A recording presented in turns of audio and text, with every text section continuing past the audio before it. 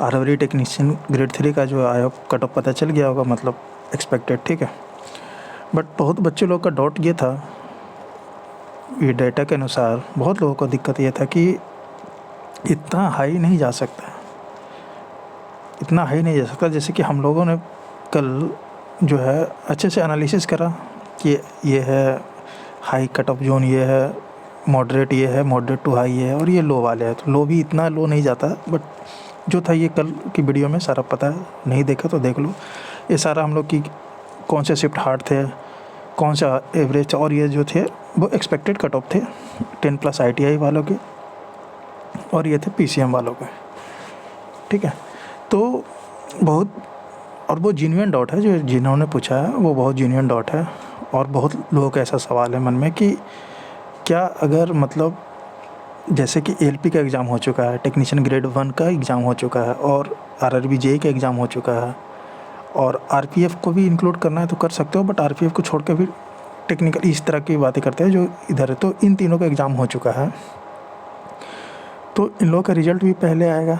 Okay, तो result अगर पहले आया तो ज्वाइनिंग पहले होगी, तो ज्वाइनिंग पहले होगी तो क्या मैक्सिमम बच्चे तो दोनों जगह भरते हैं। जैसे LP वाले बच्चे टेक्नीशियन ग्रेड 1 में भी भरे होंगे, अगर ITI कर रखे हैं तो OBS से कर रखे होंगे, या नहीं कर रखे हो तो वो जो भी अपने हिसाब से एलिजिबिलिटी के अनुसार दोनों भर चुके होंगे। और RRB JEE वाले तो टेक्नीशियन ग्रेड 1 और 3 दोनों ही भरे हैं, PCM से भर देते हैं, और ग्रेड 1 तो भरना ही है, उनको टेक्निकल तो है ही।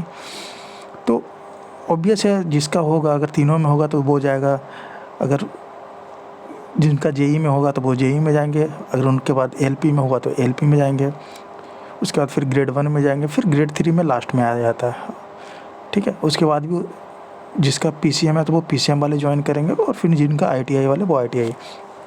तो लोगों का कहना ये है कि अगर इन लोगों ने अगर पहले ज्वाइनिंग कर ली तो मैक्सिमम सीट वाले जो भी अच्छे मार्क्स लाए होंगे वो उनका तो पहले हो गया होगा, RRB JEE या फिर जो भी other exam LP technician grade 1 में हो गया होगा। तो क्या इनकी जो कट ऑफ है वो कम चली जाएगी क्या? जैसे कि कट ऑफ जो है, क्योंकि अच्छे मार्क्स वाले चले गए तो कट ऑफ कम चली जाएगी क्या? तो इसका आंसर हम लोग को पता करना है। तो जैसे कि बहुत लोगों ने पूछा, तो ये इन्होंने कि सर मुझे लगता है कट ऑफ कम जाएगी, सॉरी, क्योंकि LP and technician grade 1 joining के बाद कम हो जाएगी। ओके, इनका भी यही डाउट था, sir reply grade 1 other railway exam में सिलेक्शन के बाद ग्रेड 3 की कट ऑफ कम जाएगी। नहीं आएगा, यह भी नहीं देख रहे हो कि ITI वाले पहले LP ज्वाइन करेगा। देखो सेम डाउट जो हम बोले, बहुत लोगों का यही डाउट है कि टेक्नीशियन LP के पहले ज्वाइनिंग होगा, कट ऑफ बहुत घटेगा। पैनल लिस्ट है, पैनल का स्पेलिंग गलत है, पैनल लिस्ट आने दो पहले, फिर देखना 70+ में सभी का हो जाएगा। देखो इनका ये कहना है कि 70+ में सभी का हो जाएगा, तो पहले इनकी बात पे थोड़ा सा ध्यान देते हैं। ओके, तो होता ये है कि कट ऑफ, अब जैसे टेक्नीशियन ग्रेड 1 3 का जो अभी एग्ज़ाम हुआ, तो ऐसा तो नहीं कि वो रिज़ल्ट ज्वाइनिंग के बाद देंगे। सबसे पहली बात, ज्वाइनिंग के बाद तो नहीं देंगे। LP या RRB JEE इतना टाइम तो नहीं लगाएगा, ज्वाइनिंग तक तो वेट नहीं करेगा, 2-3 मंथ में या फिर कभी भी वो आएगा ही आएगा। और वो ज्वाइन किया, जितने भी मान लो कि 80 वाले बच्चे का LP में हो चुका है या फिर RRB JEE में हो चुका है, ठीक है, तो क्या वो टेक्नीशियन वाले ग्रेड 3 में जो फॉर्म भरे थे, क्या उनका रद्द हो जाएगा? नहीं रद्द होगा। वो मार्क्स तो इनको, वो तो कट ऑफ बढ़ाकर चले ही गए ना, और कट ऑफ तो वो सीट के अनुसार होगा कि हाँ इस जोन में इतने सीट है और तो इतने को कॉल आएगा, ठीक है। ये होगा ना मेडिकल के लिए, तो आपको फर्स्ट इधर से ही देखा जाएगा, मेडिकल के लिए आपको यहाँ से यहाँ बुलाया जाएगा, वो भले प्रेजेंट रहे या एब्सेंट रहे, लेकिन जो होगा सीट तो उसके अकॉर्डिंग ही बुलाया जाएगा ना। प्रेजेंट जैसे SSC GD में हुआ था, आपको तो ऊपर से ही कॉल लिया जाएगा, भले आप प्रेजेंट हो नहीं हो वो अलग बात है, ठीक है। तो ऐसा होता है। और 80+ वाले चले भी गए नहीं भी गए, वो तो अपने इनपुट देकर चले गए कि उन्होंने 80 स्कोर करा, तो इस कट ऑफ की इस जोन की कट ऑफ बढ़ गई है या फिर घट गई है, जो भी अकॉर्डिंग टू नंबर हो चुका है। ओके, और रही बात कि क्या ज्वाइनिंग, पहली बात तो ज्वाइनिंग तक रिज़ल्ट नहीं आएगा, वो बहुत पहले आ जाएगा। LP की ज्वाइनिंग में अभी टाइम है, और जितना भी टाइम है, लेकिन उससे पहले टेक्नीशियन ग्रेड 3 की रिज़ल्ट आ जाएगी, वो इसी डाटा से आ जाएगी। हाँ, और एक दिक्कत हो सकती है, मतलब दिक्कत नहीं, खुशखबरी हो सकती है टेक्नीशियन ग्रेड 3 वाले के लिए कि 14,000 अगर सीट्स है, ठीक है, 14,298 सीटें टू बी प्रिसाइज, तो इसमें से बच्चे, बहुत बच्चे एलपी में जाएंगे, आरआरबी जेईई में जाएंगे, ग्रेड 1 में जाएंगे। उनके बाद मैक्सिमम बच्चे जो टेक्नीशियन ग्रेड 3 जो एग्ज़ाम दिए थे अपने, तो इसमें उनका होगा। तो पहले तो 14,000 अपने हिसाब से वो मेरिट बना लिया जाएगा। उसके बाद बच्चे जो है इधर चले जाएंगे, इधर चले जाएंगे, इधर चले जाएंगे, तो सीट्स खाली होंगी। तो वो रेलवे पे डिपेंड करता है कि अगर उन्होंने वेटिंग लिस्ट बनाया, जैसे लास्ट टाइम बनाया गया था, जैसे सिलीगुड़ी जो उनसे 2022 में 2 साल बाद बना था, 18 में एग्ज़ाम हुआ था, और उनके 2-3 साल बाद जो वेटिंग लिस्ट में उनकी नाम आई थी, तो बहुत टाइम प्रोसीजर लगता है। और कभी मात्र 20 से 22 बच्चे इस तरह से रहते हैं वेटिंग लिस्ट में। तो सबसे पहली बात, तो वेटिंग लिस्ट आएगा तो वो अलग चीज़ है, और उसमें भी कट ऑफ कम नहीं होगा। कट ऑफ तो पहले ही निकल जाएगा कि इस जोन की इतनी कट ऑफ गई है। उसके बाद बच्चे को प्रेजेंट होना है नहीं होना, वो पूरी तरह से इंडिविजुअल पर डिपेंड होता है। तो कट ऑफ इसके कारण कम नहीं जाएगी, बहुत ज़्यादा कम नहीं जाएगी, सबसे पहली बात।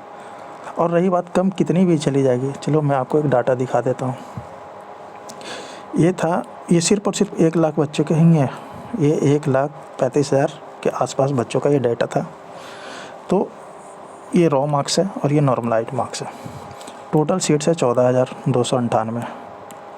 अब यहाँ पे देख लो 14,000 से ऊपर कितने आ रहे हैं। तो 76 भी अगर मान लिया जाए, 76, तो 76 जो है वो 76 सिर्फ और सिर्फ कोई एक का नहीं है, इस जोन से नहीं। इसमें है ITI वाले जिनके मार्क्स कम हैं, और PCM वाले जिनके मार्क्स ज़्यादा हैं। तो वो सब एवरेज मिला के 76 से तब भी ये ऊपर ही आ रहे हैं। सोच लो 76 से ऊपर लाने वाले 18,000 बच्चे, और 14,000 तो कहीं ऊपर में होगा ना, 81 से लेके 76 के बीच में ही कहीं होगा। और ये जो है 1,35,000 का ही डाटा, याद रखना, ठीक है। तो अगर नॉर्मलाइज में, और इसमें जो है क्या जोन पे डिपेंड करेगा, किस जोन में, मान ली किस जोन में 10 सीट से 15 सीट, तो उनकी कट ऑफ तो है ही जाएगी। तो इस तरह से हो जाता है। तो बहुत लोग बच्चे जो कर रहे हैं कि एलपी के बाद, ज्वाइनिंग के बाद कट ऑफ कम जाएगी, तो ऐसा बिल्कुल नहीं है। कट ऑफ कम जाना होगा तो स्टार्टिंग में ही कम हो जाएगा, उसके बाद ज्वाइनिंग के बाद उस पर कोई फ़र्क नहीं पड़ेगा। हाँ, वेटिंग लिस्ट आया तो तुम्हारा नंबर आ सकता है, क्योंकि बहुत बच्चे छोड़ देंगे, उनके बाद हो सकता है तुम्हारा नाम आ जाए, क्योंकि सीट्स पूरी, मुझे तो लग रहा है टेक्नीशियन 3 की सीट्स वैकेंट ना रह जाए, क्योंकि बहुत बच्चे जो है इधर उधर चल जाएँ। लेकिन कट ऑफ उस पर डिपेंड नहीं करेगी कि आपकी ज्वाइनिंग कहीं और हो चुकी है, बिल्कुल नहीं। बहुत लोग जॉब छोड़ते हैं, ठीक है। पैनल लिस्ट आएगा तो उससे थोड़ी, इसमें CBT 2 तो है नहीं टेक्नीशियन ग्रेड 3 में। ये तो अब यही तो जो था ये फाइनल था। उसके बाद मेडिकल आएगी, उसके बाद DB आएगी। तो मेडिकल और DB तो के बाद जो रिज़ल्ट बनेगा वो उन्हीं का बनेगा जिसने CBT 1 की कट ऑफ को पार कर रखा है। जो CBT 1 जो अभी जो एग्ज़ाम हुआ, जिसकी हम लोग एनालिसिस कर रहे हैं, उसके बाद जो भी हम लोगों ने मेडिकल वाले जाएंगे, तो वो वही बच्चे का होगा ना जो CBT का कट ऑफ पार करके आए हैं। तो ऐसा है, तो ये बात है। और कट ऑफ कम जाना होगा तो वो अलग बात है, बट इससे फ़र्क नहीं पड़ने वाला कि आपकी ज्वाइनिंग, बहुत बच्चे छोड़ देंगे तो कट ऑफ, वो ऐसा नहीं कि फिर से कट ऑफ निकालेगा और फिर से कम करेगा, नहीं, वो वेटिंग लिस्ट बनाएगा, उसके अकॉर्डिंग वो ले लेगा। ओके, आई होप क्लियर हो गया हो। और वेटिंग लिस्ट ज़रूरी नहीं सब जोन बनाए, और कभी कभी नहीं बनाती, और ये पूरी तरह से उनके ऊपर डिपेंड। कोई ऐसा ऑफिशियल नहीं कि हमें कंफर्म निकालना ही निकालना होता, नहीं, वो उन पर डिपेंड है। अगर उन्हें लगा कि मेरी जोन में जो इतने कम टेक्नीशियन से काम चल जाएगा तो वो चल जाएगा, नहीं चलता तो वो वेटिंग लिस्ट निकाल देते हैं, ऐसा होता है। ये पूरी तरह से अथॉरिटी उनकी होती है। लास्ट टाइम सिलीगुड़ी में निकाला गया था, बहुत में नहीं निकाला गया था, और भी बहुत जगह होती है जिसमें निकाला जाता है, नहीं निकाला जाता।